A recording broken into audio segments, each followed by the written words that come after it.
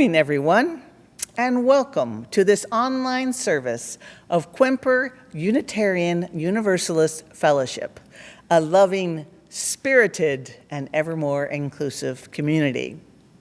Whoever you are, wherever you're from, whomever you love, and whatever your faith tradition, you are welcome here. My name is Kate Lohr, and I'm the senior minister here at QUUF. And I'd like to begin this service by acknowledging that the land, waters, and shorelines of the Port Townsend area are the traditional territory of the S'Klallam and Chimicum peoples. We honor and acknowledge our Indigenous members and neighbors and vow to help restore and sustain their homelands. In a minute, we'll light the chalice. But first, let us settle our minds and enter this moment with the ringing of our chime.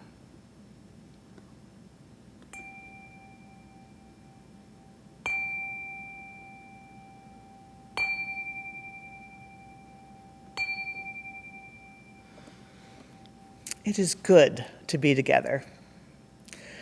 Now let us welcome Pat Rodgers, Katy Ottaway, Doug Rodgers, and Helen Lauritzen, who will lead us in our call to community. It's called Mother Earth, Beloved Garden.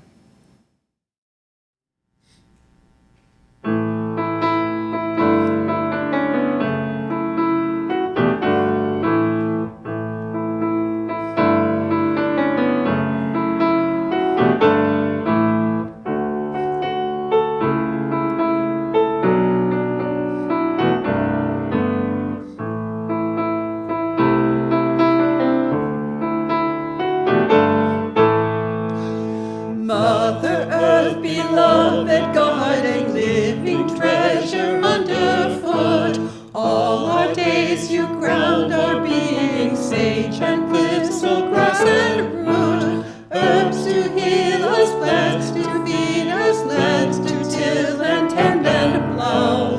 With a pendant deep as midnight north, we ask you, be here now.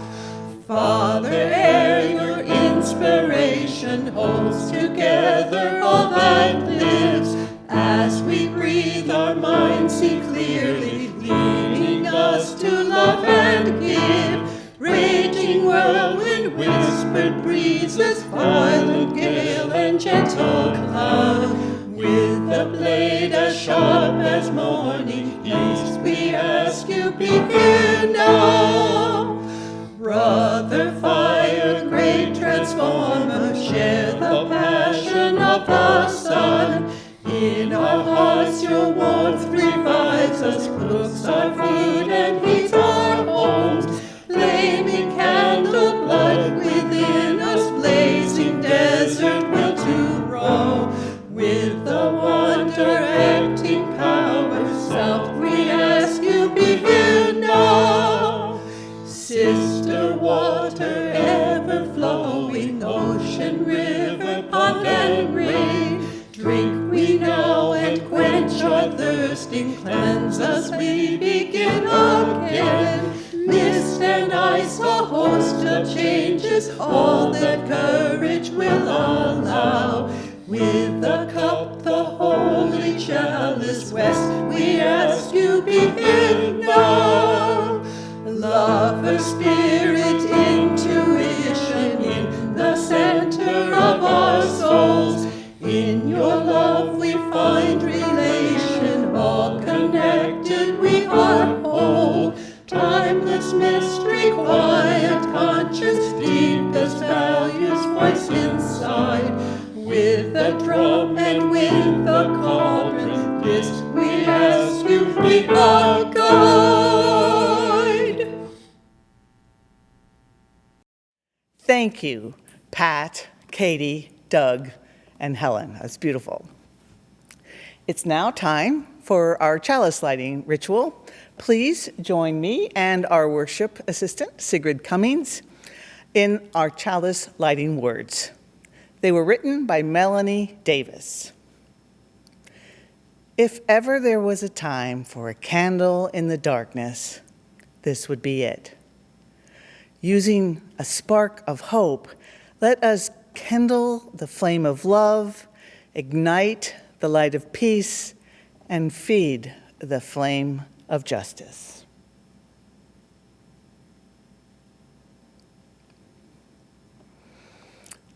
Our opening words today were written by the UU minister of my youth, Margaret Kipe. As surely as we belong to the universe, we belong together. We join here to transcend the isolated self, to reconnect, to know ourselves, to be at home, here on earth, under the stars, and linked with each other. I now welcome Bo Ogren, our Director of Family Ministry, who will share his time for all ages. Bo? Good morning, everyone. Today we are exploring that sense of interconnectedness with nature. And one part of that to me is the idea of noticing, of being aware of what is around us, and particularly being aware in the more silent moments. And that made me think of this book, which is The Quiet Book by Deborah Underwood and illustrated by Renata Livska, that's all about those little moments in life where there are different kinds of silence. There are many kinds of quiet. First one awake, quiet. Jelly side down, quiet. Don't scare the robin, quiet. Others telling secrets, quiet. Coloring in the lines, quiet. Thinking of a good reason you were drawing on the wall, quiet. Hide and seek, quiet. Last one to get picked up from school, quiet. Swimming underwater, quiet. Pretending you're invisible, quiet. Lollipop, quiet. First look at your new hairstyle, quiet. Sleeping sister, quiet. Right before you yell, surprise, quiet. Making a wish, quiet. Top of the roller coaster, quiet. Best friends don't need to talk, quiet. Surprise visit from Aunt Tilly, quiet. Do iguanas bite, quiet. Before the concert starts, quiet. Trying not to hiccup, quiet. First snowfall, quiet. Car ride at night, quiet. Too many bubbles, quiet. Story time, quiet. Tucking in Teddy, quiet. Bedtime kiss, quiet. What flashlight? Quiet. Sound asleep, quiet. And today, while we were listening to the sermon, sitting under a redbud, quiet.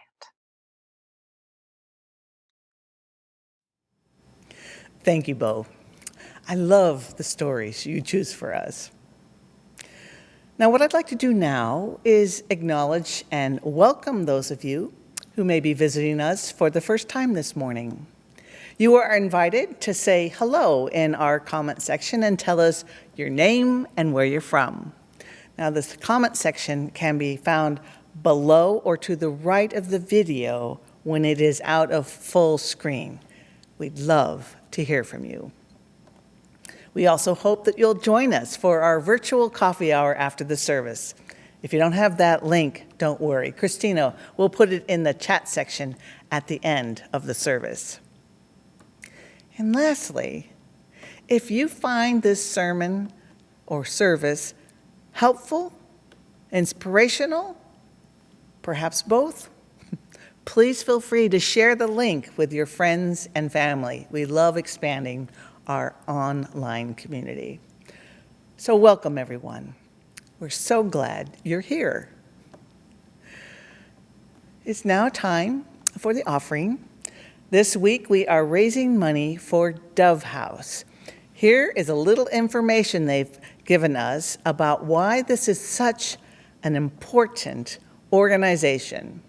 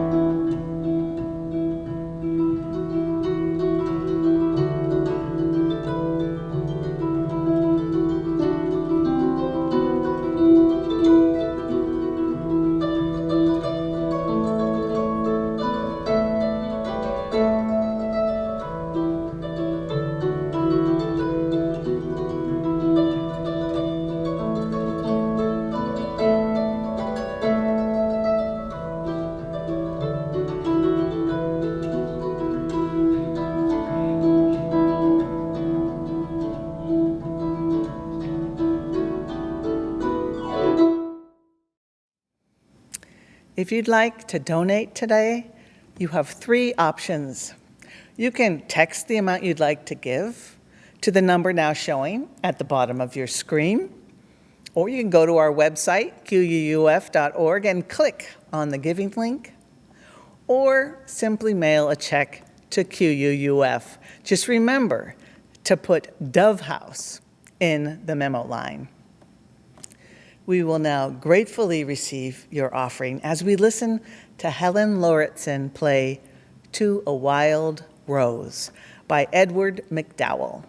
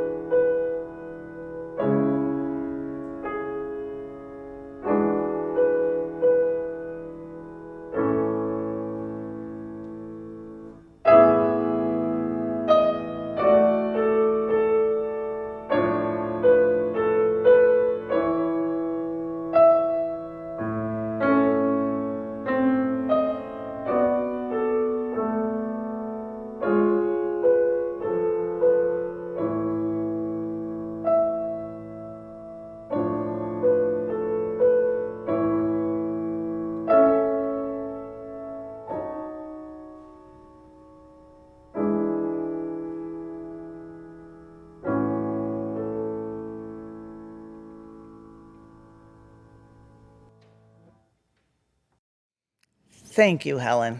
I've always loved that song. I have a few announcements to share with you today. This first one is from our Board of Trustees. They've asked me to read it. There is a lot going on at our fellowship, and we don't have many opportunities for talking with each other. The board is holding Q&A sessions via Zoom so that you can ask questions about what is happening and what the board is working on. Board minutes and board reports contain essential information, but they lack a certain intimacy that a face-to-face encounter brings.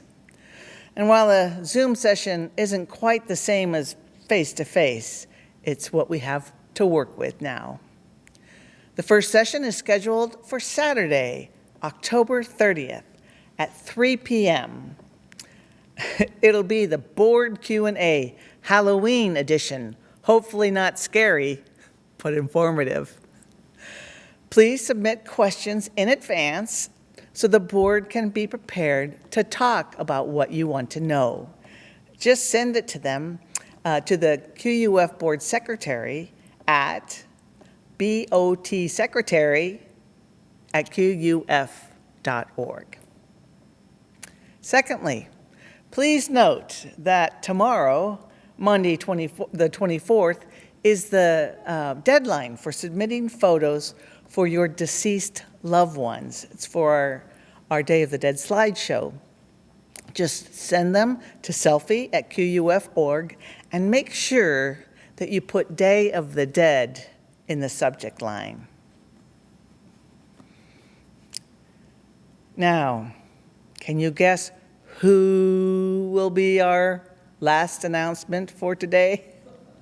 Yes, it's our auction mascot, Albert Winger. Take it away, Albert.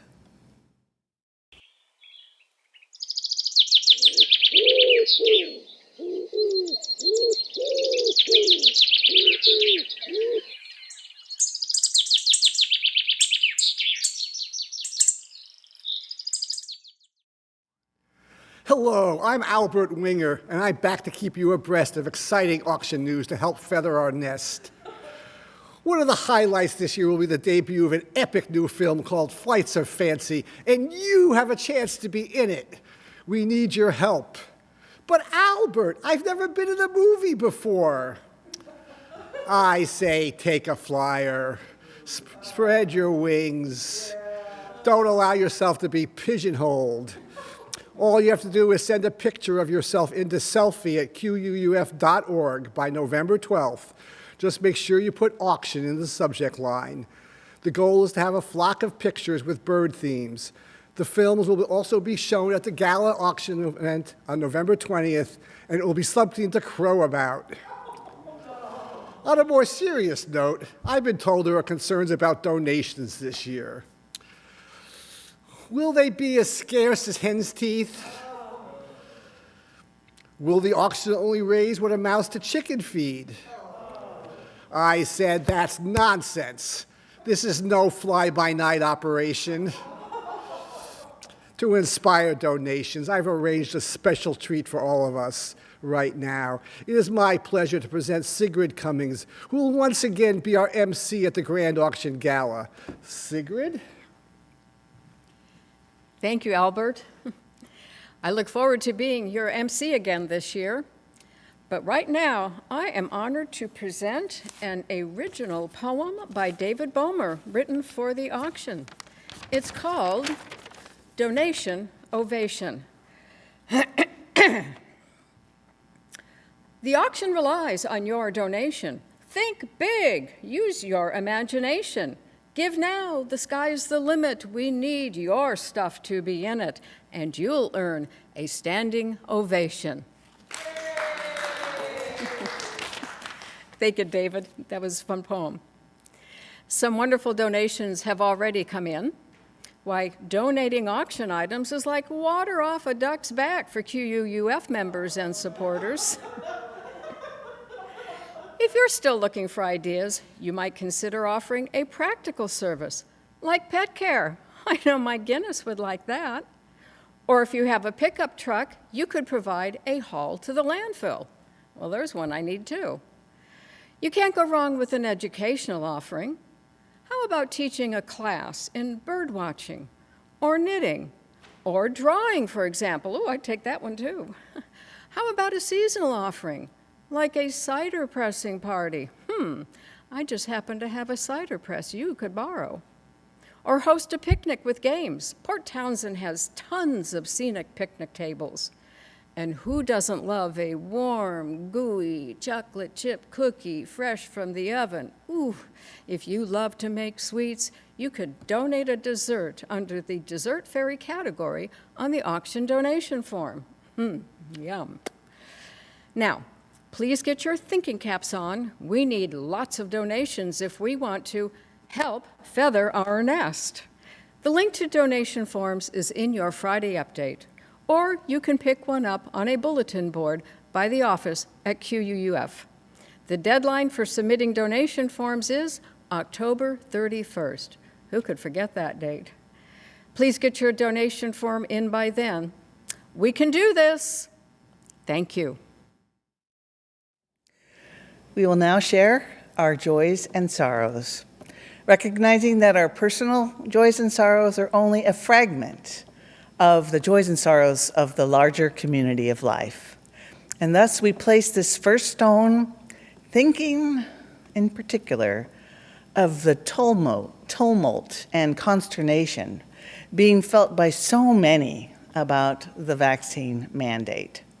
Whether or not to get vaccinated has become a political lightning rod for much of our population and has become a line in the sand between us and them and me and we. May we withhold any temptation to be unkind to others with whom we disagree. And may we do all in our power to get this pandemic behind us. And now, within the congregation, we light this first candle in honor of Rodney Page, husband of QUF founding member Karen Page. Rodney died of heart failure on October 16th. He was 88 years old. Both Rodney's and Karen's health have been in decline these past few years, so they have been under the loving care of their son, Alan, and daughter-in-law, Alida. Alan was at Rodney's side through the night and early hours as Rodney drew his last breaths. Now, many of you will remember that Rodney was a devout atheist who shied away from QUF's Sunday services, but was a beloved member of one of our breakfast groups. Thus, he is known and loved by many of us, and he will be sorely missed. There is no memorial service planned at this time. If that changes, I'll let you know. In the meantime, we extend our deep and heartfelt sympathies to Rodney's friends and family members. This next candle is a candle of sorrow and support for the friends and family of Catherine McNabb. We held her online memorial service yesterday, and we're so moved by the stories shared about her. If you missed that service, please know you can watch it anytime just by going to our YouTube channel, which is the same one you are watching this service on.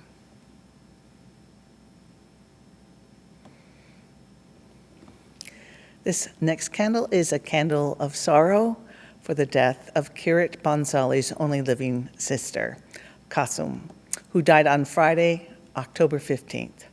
She was 84 years old. Kirit, I know this has been an exceptionally difficult year for you and Judith. Please know that our hearts are with you both. Now we have a couple of birthdays to celebrate today. Thursday, the 21st, was Rod Mitchell's birthday, so we light a candle of joy for you, Rod. Happy birthday. We're so glad that you're still with us, especially after this very bumpy year.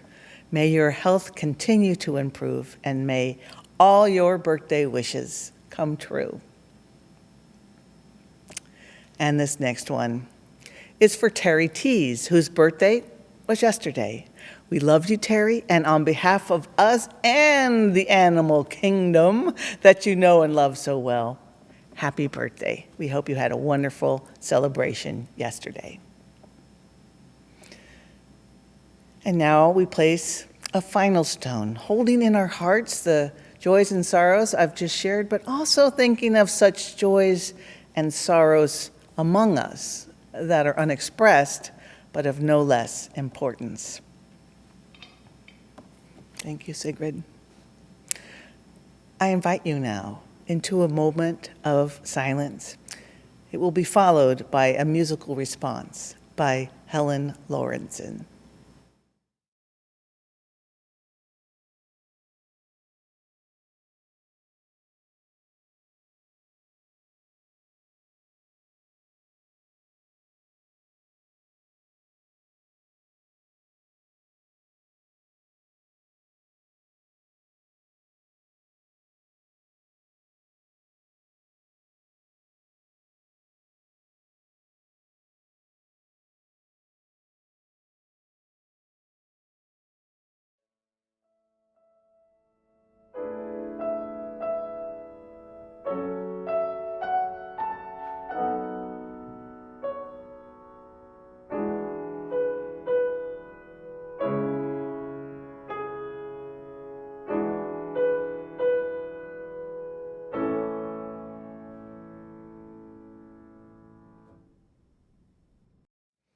Thank you, Helen.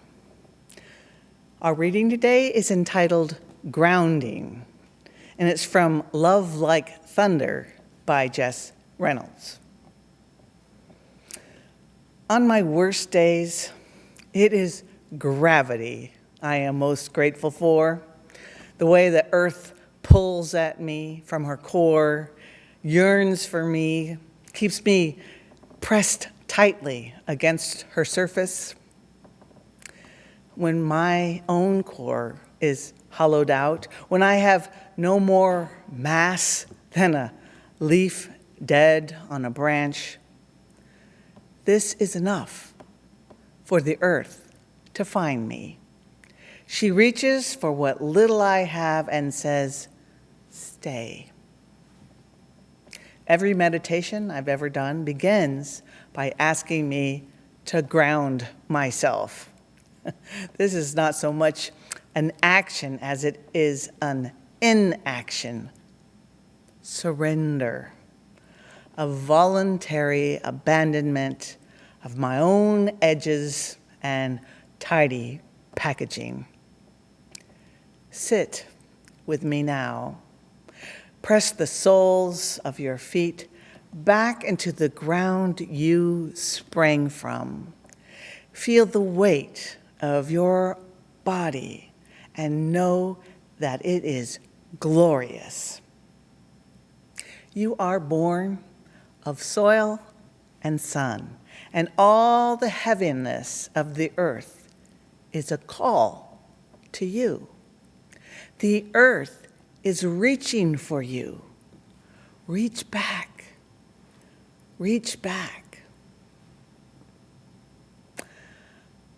I can think of no better way to complement this powerful poem than to follow it up with Peter Mayer's Everything is Holy Now.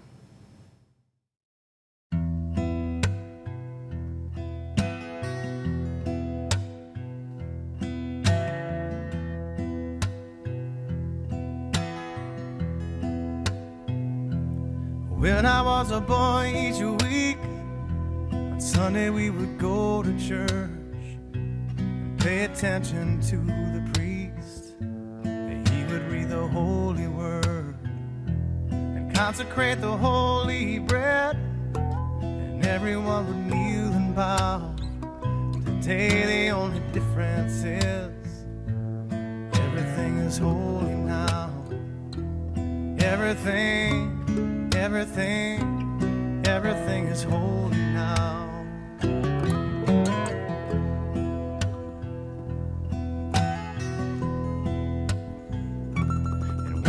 was in Sunday school, we would learn about the time Moses split the sea in two, and Jesus made the water wine. And I remember feeling sad, miracles don't happen still. But now I can't keep track, 'cause everything's a miracle.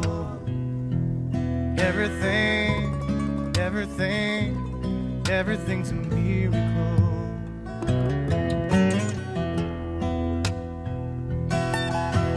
Wine from water is not so small, but an even better magic trick is that anything is here at all. So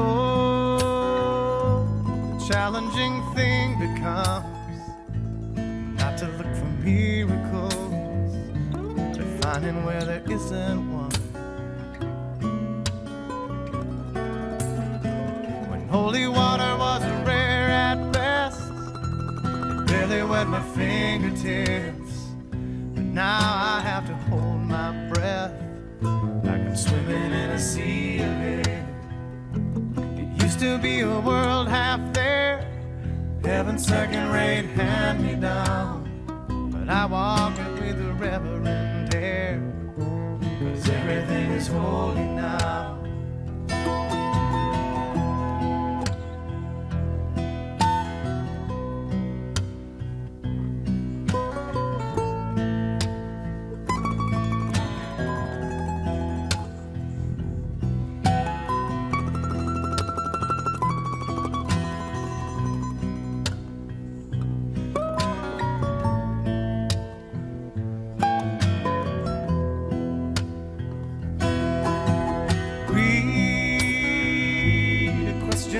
Child's face, say it's not a testament, that'd be very hard to say. See another new morning come, say it's not a sacrament, I tell you that it can't be done.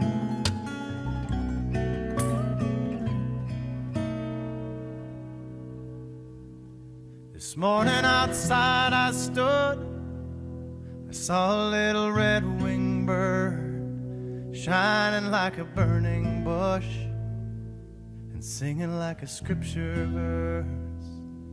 It made me want to bow my head. I remember when church let out, how things have changed since then. Everything is holy now.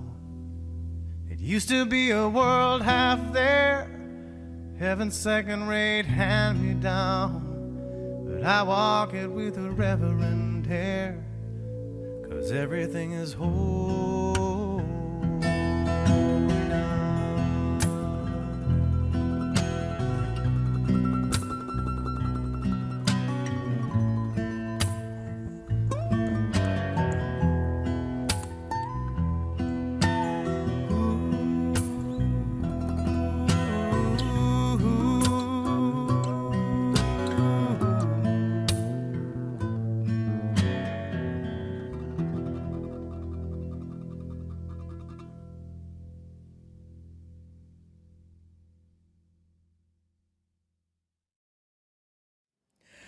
I love that song, don't you? Well, I would now like to introduce our guest speaker, Reverend Dr. Emcee Melcher. She is familiar to some of you as she serves in shared ministry with the Unitarian Universalist congregation of Whidbey Island, which is one quick ferry hop from here. As an accredited interim minister, Emcee has served congregations in Vermont, Connecticut, and Washington, including this place, before making her home in Whidbey Island. She earned her doctorate through Claremont School of Theology's Doctor of Ministry program, focusing in spiritual renewal, contemplative practice, and strategic leadership.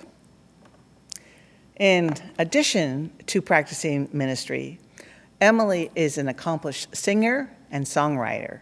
Her songs can be found on her website, emilymelcher.com. I introduce my friend, Emily Melcher. Louise Erdrich, author and member of the Turtle Mountain Band of Chippewa Indians, writes, "Life will break you.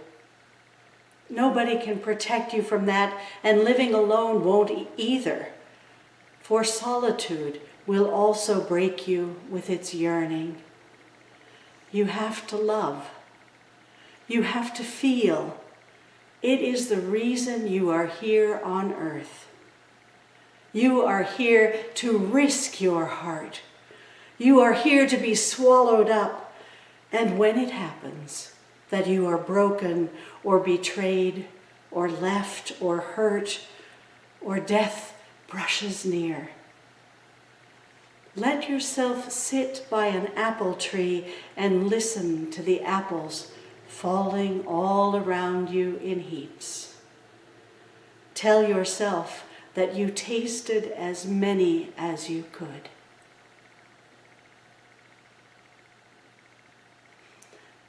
Lessons from a Redbud.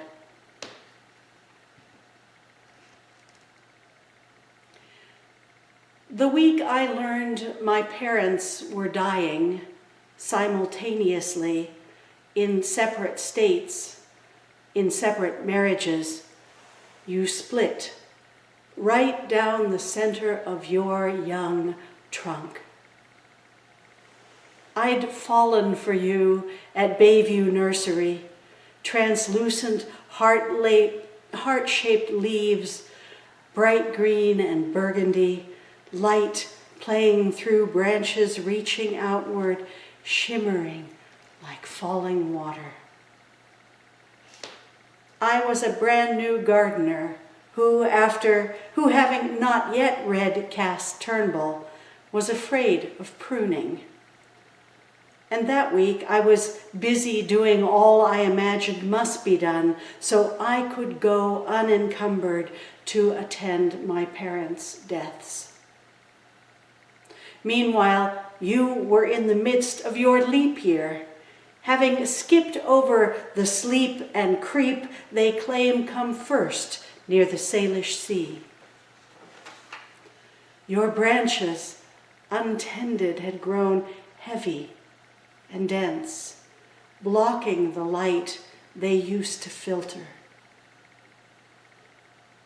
When I approached to touch you, caress you, to ask your forgiveness, I saw that you had split under the weight of your leaping and my neglect. Branches that had danced and shimmered in last summer's breezes, now grown thick and dense, had caught the wind like sheets of drywall, torquing the trunk, splitting the tree. The two sides,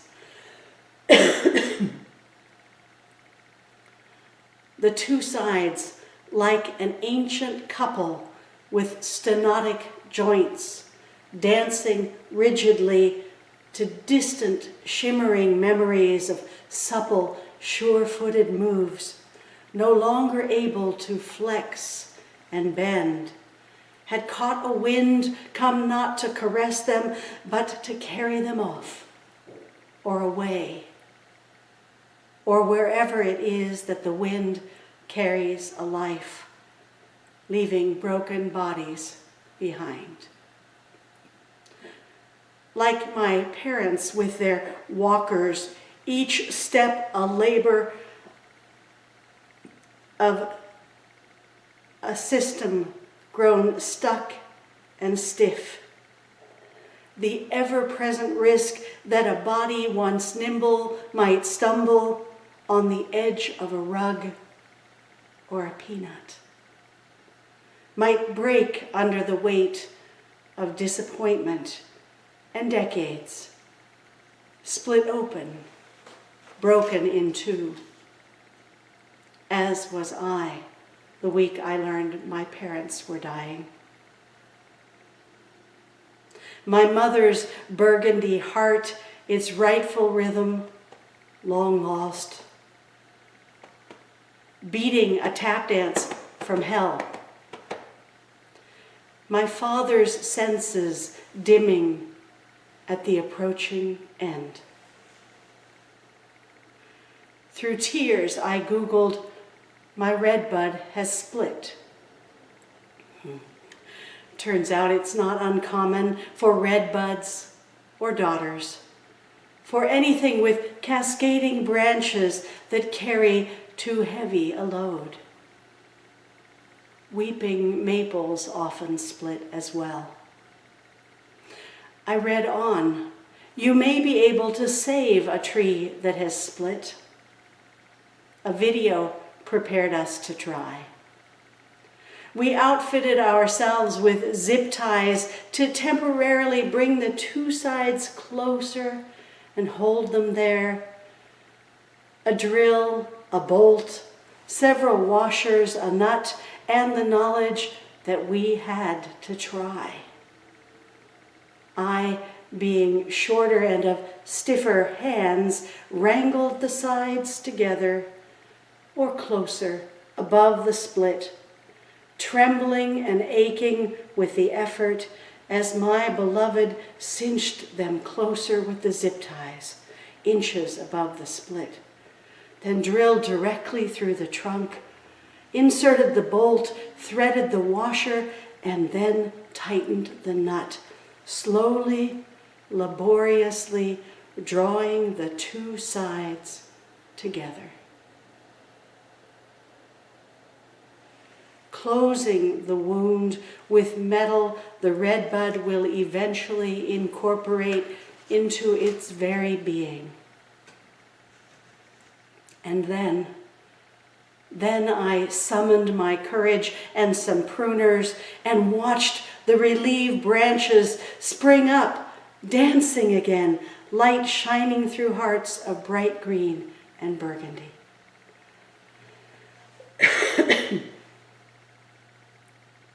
The truth, of course, is that you don't save a redbud. Like daughters and lives, you only hold the wound closed and lighten their load, giving them a chance to heal from within. And then you wait. By next year, you'll cut away that zip tie that would strangle a growing tree. By the following year, you'll know if the redbud has survived. The bolt that held that wound together is now a memory sealed within the new growth. Or by next year, or the following one, the redbud will have died, like parents, despite your ministrations. And you'll take comfort knowing that standing there, holding the two sides together in your trembling arms, relieving its heavy burden, was all you could do and did. And still it died. All things do in time. And there you'll stand, your own heart healing, trunk growing stronger, roots deeper, and a shimmer emerging. Knowing that neglect and even love can be too weighty to carry. There are things you must lay down if the wound is to heal.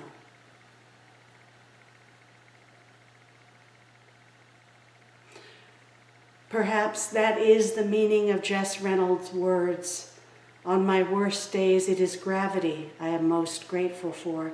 The way the earth pulls at me from her core, yearns for me, keeps me pressed tightly against her surface. Sometimes the thing we most need to lay down is ourselves, so that we might reach back to the earth that is reaching for us.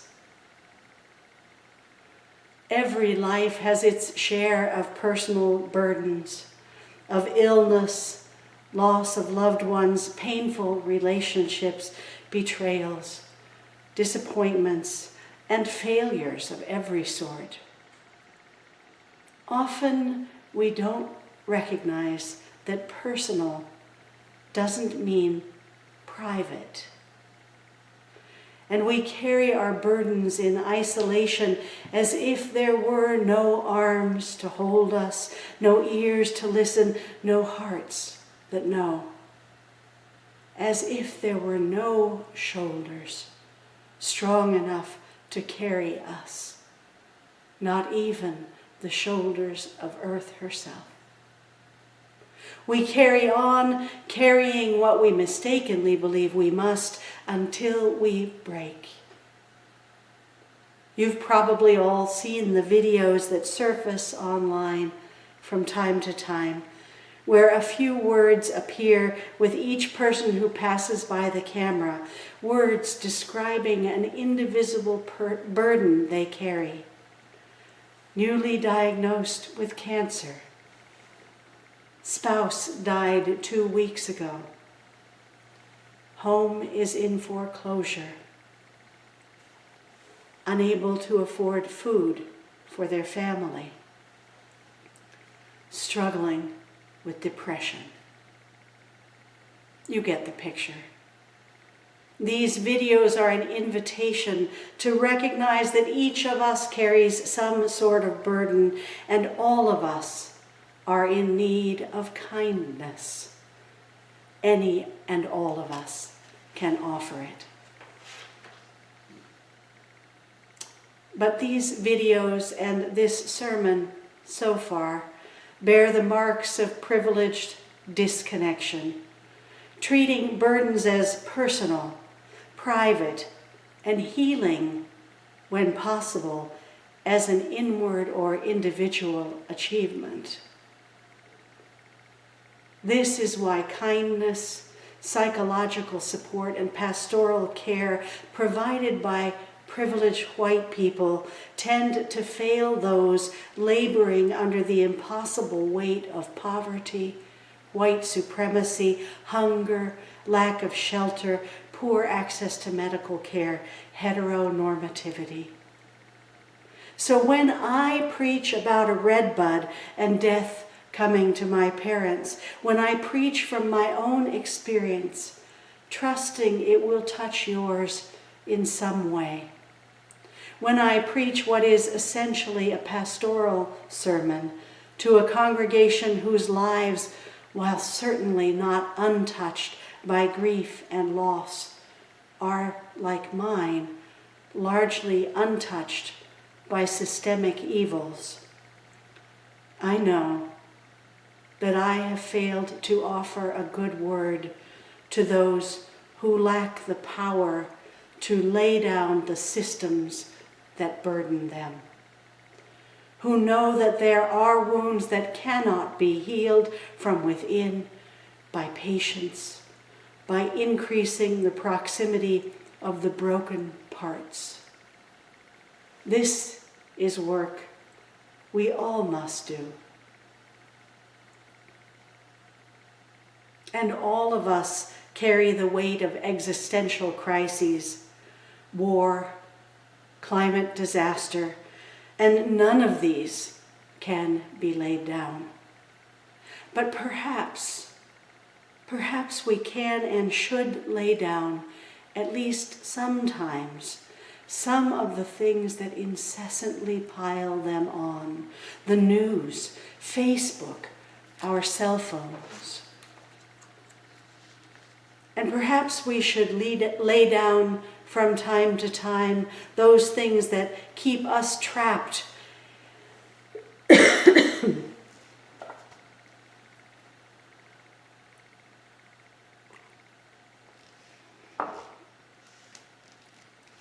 Perhaps we should lay down those things that keep us trapped in damaging and unsustainable illusions of human power and potential.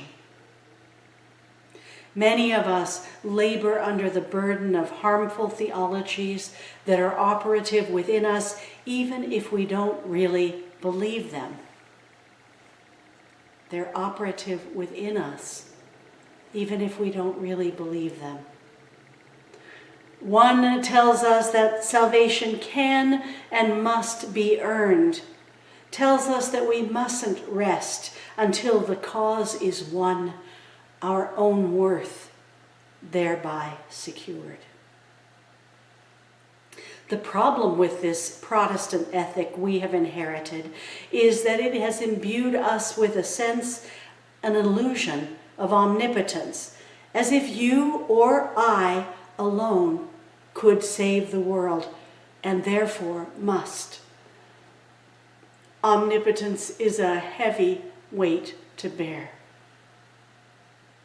It demands slavish adherence to an ethic originally conceived to free us from another, earlier, harmful theology, one that says there is nothing to be done, that salvation comes only through grace and only to those whom God has chosen. Most of us seem to carry these dual burdens, these theologies in our bodies. The older one that says we are not enough and will never be enough. And the newer one that teaches implicitly that we have not done enough because we have not yet saved the Redbud, our parents, the earth. But perhaps the notion that we are here to save anything at all is in itself a burden, both on us and on everything we try to save. Perhaps we are not here to save things at all, but to love them, to seek to know them, to deepen our connection with them, to recognize and honor our essential kinship that makes them not objects, not things, but beings. To recognize our interdependence with all beings.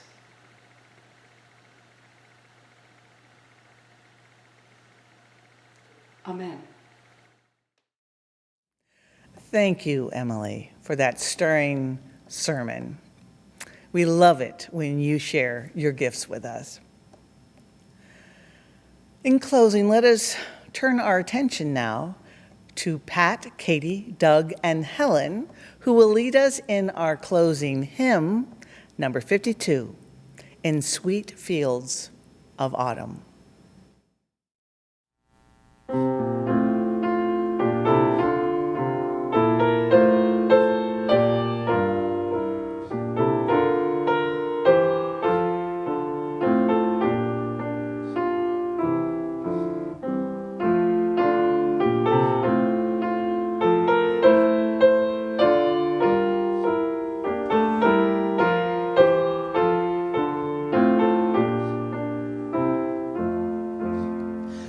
In sweet fields of autumn, the gold grain is falling, the white clouds drift lonely, the wild swan is calling. Alas for the daisies, the tall fern and grasses, when wind sweep and rainfall fill lowlands and passes. The snows of December shall fill windy hollow, the bleak rain trails after, the marsh wind shall follow. The deer through the valleys leave print of their going, and diamonds of sleet mark the ridges of snowing. The stillness of death shall stoop over the water, the plovers sweep low where the